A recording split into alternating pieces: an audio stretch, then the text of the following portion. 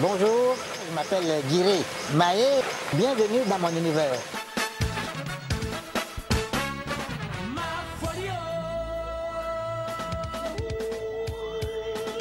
Qui n'est pas fou?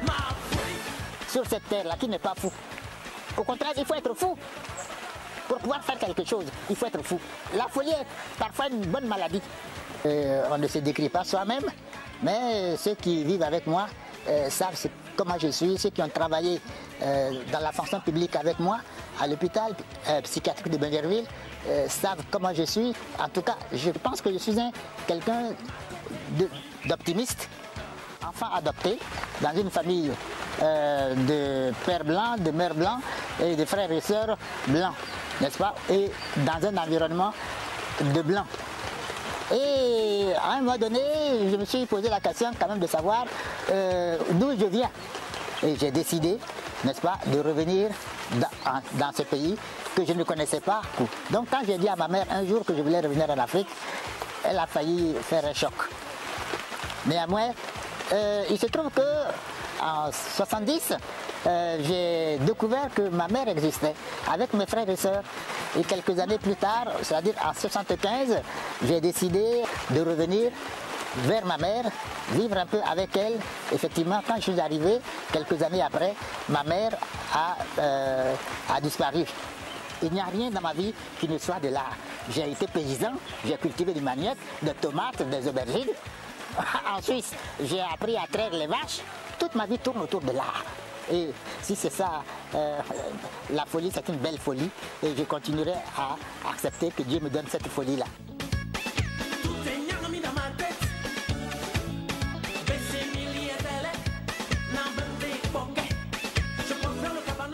J'ai commencé à peindre depuis dans les années 69. J'étais jeune. Je n'ai pas fait d'école d'art plastique. Je suis plutôt autodidacte en art. Les grands artistes sont dotés déjà de l'instinct artistique, de création et de créativité. Et ce sont des gens que Dieu a choisis parce qu'on ne devient pas artiste en allant à l'école. On va peut-être pour apprendre comment mélanger les couleurs, comment fabriquer un cadre, comment tendre une toile. Mais moi je dis que ce n'est pas l'école qui fait de nous un artiste. L'artiste naît artiste. C'est quelque chose d'inné, de naturel en chacun de nous et qu'on peut développer si on le veut bien. L'artiste est le correspondant sur terre de Dieu. Dieu est le plus grand artiste, c'est le plus grand créateur. Mais je ne pense pas que Dieu ait été dans une école pour devenir artiste. Il crée des artistes aussi naturellement tels que nous autres. Parce que parmi les grands peintres que nous connaissons de par le monde, beaucoup ne sont pas forcément été des étudiants aux Beaux-Arts, si ce n'est que pour peut-être renforcer leur capacité. Sinon, moi je n'ai pas été à l'école pour être artiste, je suis né artiste. Dans mon concept artistique, je parle d'Art New Concept Vision. Art New Concept Vision, c'est-à-dire une nouvelle manière de concevoir ce que c'est que l'art, cette relation que j'ai avec les objets. C'est cette relation que nous devons tous avoir les uns avec les autres, à savoir contribuer à améliorer nos vies mutuellement. Moi, je ramasse les objets qui sont censés morts, qui sont censés inutiles, qui sont censés avarier, qui sont censés gâter, détruire. C'est des déchets. Mais ces déchets-là proviennent de qui? Ça vient de nous. Ces déchets peuvent revivre. Et j'essaye par recomposition, n'est-ce pas, par combinaison, par association, n'est-ce pas, de ramener ces objets à la vie. Parce que si vous ramassez une boîte de lait brisée par un pneu de voiture, vous la régénérez, vous en faites une image. Cette boîte vous doit beaucoup de choses parce que sa vie va se prolonger.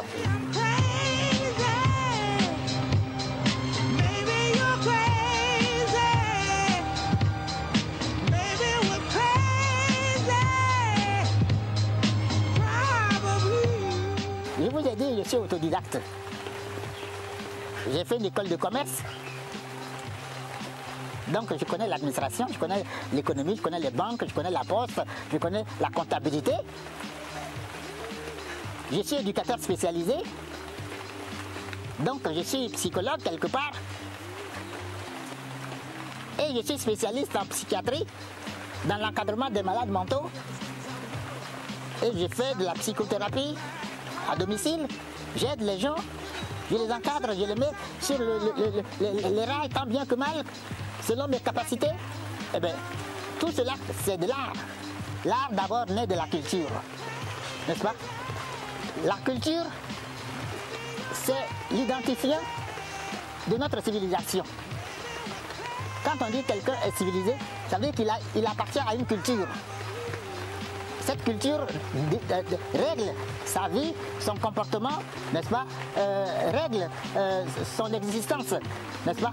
Et c'est de cette culture-là que naît l'art. L'art qui est une parole, n'est-ce pas, donnée à la culture.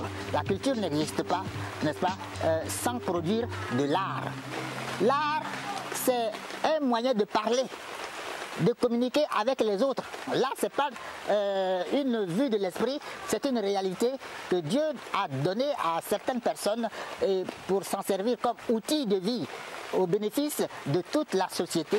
L'art est multidimensionnel, il est multisectoriel, il est multiforme, n'est-ce pas? Il est multi-expressionnel. Si vous allez chez les Chinois, ils font aussi de l'art. Si vous allez chez les Brésiliens, ils font aussi de l'art. L'art, c'est vraiment le moyen de valoriser tout ce qu'on a autour de soi. Ce tableau, comme vous voyez, vous avez 6 personnes de cultures différentes, mais ils vivent dans une ambiance unique. Ils vivent ensemble. C'est toutes les cultures du monde qui se retrouvent dans ce tableau. Alors ici, vous avez un tableau qui est très important pour moi. C'est non-violence à la femme. Comme on le voit dans ce dessin, la femme n'est pas un pot de chambre. Voilà, la femme est plutôt un trésor qu'il faut magnifier, qu'il faut honorer, qu'il faut choyer. Voilà. Et vous avez ici ce tableau que j'ai dédié à Alpha Blondy. Vous voyez, je l'aime beaucoup parce qu'il est en train de faire un travail fantastique pour la rédemption de l'Afrique, la rédemption même, je dirais, du monde.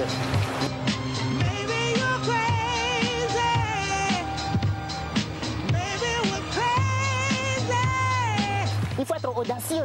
Si l'audacieux est un fou, tant mieux. Si celui qui ose est un fou, tant mieux. Si certains hommes politiques vont jusqu'à perdre la vie pour leur idéal, pour leur idéologie, si c'est des fous, tant mieux. Parce que l'essentiel, que la folie aide l'homme à mieux vivre et à aider l'homme à aider ses semblables à mieux vivre, à s'en sortir. Si c'est de la folie, je ne suis pas le seul fou et j'en suis fier.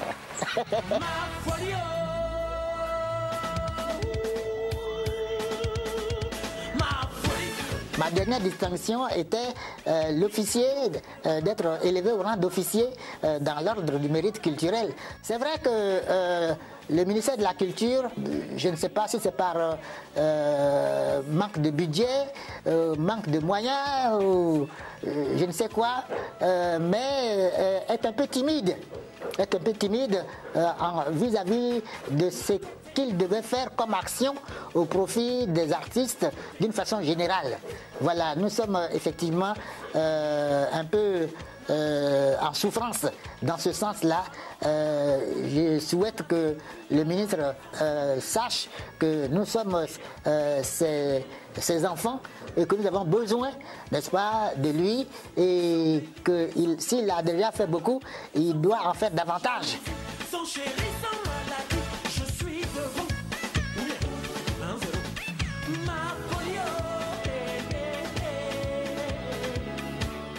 Le musée sanctuaire de la paix universelle est devenu un lieu, je dirais, mystérieux pour les uns, mythique pour les autres, spirituel pour les uns, et un lieu d'apprentissage pour beaucoup. Je souhaiterais que mon espace soit érigé, n'est-ce pas, de façon officielle et que ce musée soit connu et que ça devienne un lieu de visite de touristes. Je souhaiterais aussi avoir des rapports avec d'autres galeries. Vous voyez, j'ai près de 1000 œuvres, sinon plus. Et bien, j'aimerais pouvoir les montrer partout dans le monde.